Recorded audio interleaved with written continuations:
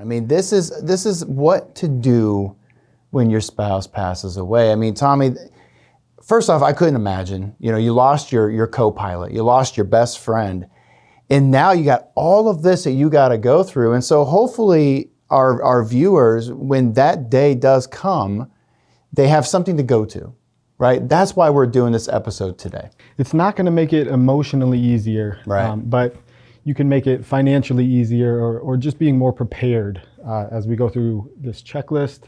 Some things you can do ahead of time just to make that transition a little easier. A little easier. I mean, because to your point, yeah. I mean, like I said, you lost your best friend, so you have so much you got to do. I mean, the bills still go on. We still got to pay this, and we got to do this.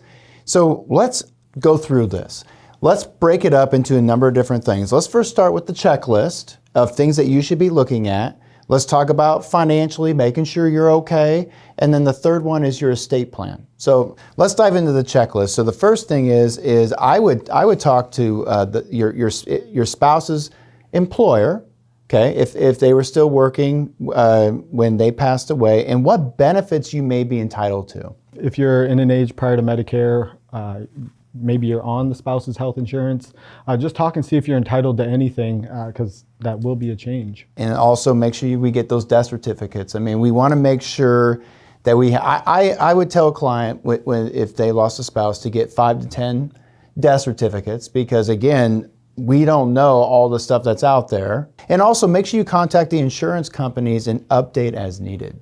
Yeah, it's we talk about some of the planning steps you can take. If you keep an itinerary or a roster of where all your accounts are, contacting all of those companies, notifying them of the death, and if you are entitled as a beneficiary, or if it's a joint account, you remove a joint owner, but definitely keep a list or roster of everything you have. Well, I mean, also as part of that roster, you want to contact the Social Security Administration office. Yep, and that will be in the next section when we talk about kind of the financial implications, but the higher benefit will remain, the lower benefit will be going away between the two spouses. Right, and that's a big one, and we will talk about that, because again, we want people to maintain their standard of living.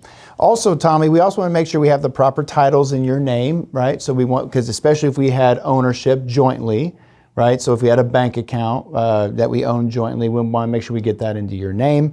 Also, this is a big one, and I want to spend some time on this. Identity theft. I mean, these masked thieves, this is where they attack, right? And so we want to make sure that we prevent that. So one thing that I talk about, we got the 3 bureaus. I want to make sure that you have a login to all 3 bureaus and make sure your credit is frozen. Right. I mean, you would think, somebody had passed away that they could no longer open an account, but that's not necessarily true. That Social Security number is still out there. Still active until you notify it being closed, and then notifying the 3 credit bureau, the rating agencies, just so no accounts can be opened under that deceased spouse name. Right, and again, I've seen this myself. I mean, where a client came in and said, well, I just had one of the bureaus. You need to make sure you do all 3, because where would they go to? I mean, where's that void spot at? And so again, be careful of that. So folks, that's something we definitely encourage you to do is you need to protect yourself. And go to all 3 of those bureaus and make sure you have a login and just freeze everything, especially notifying them of the loved one that passed away. You don't need to, add, more financial worry on top of what you're already going through. Right, and then that next thing too is if you look at everyday bills, right? So your cell phone, right? I mean, in terms of what's going on there. If you're paying for both phones, you also want to take a look at your bank accounts. That we just mentioned, your credit cards.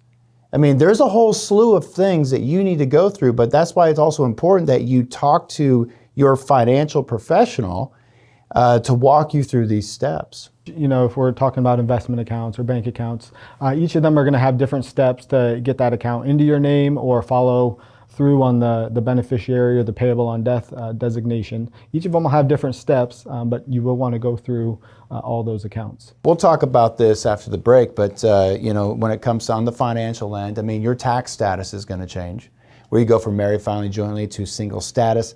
And another thing too that I want people to take a look at is your email accounts, your social media accounts. those things too, do we keep those open as more of a memorial, or do we shut them down? Right. It's, it may be hard to consider shutting that down, but just another avenue for potential fraud or anything to happen, maybe a consideration to close those down. Yep. So folks, the one thing here is we're trying to walk through this checklist. We're trying to walk you through these different things that you need to be looking at, from your credit card to your the bureaus when it comes to identity theft, your bank statements. All of these things are very, very important. And again, a lot of people just don't think about this. But when it happens, it just becomes emotionally draining. Well, and it can be a real shock if you have, possibly the spouse that passed away had handled most of the financial affairs or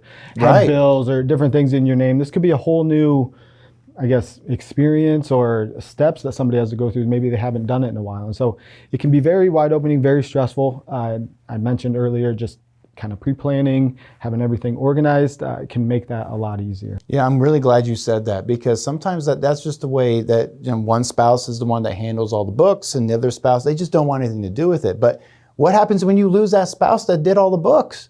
You are stepping into that role now.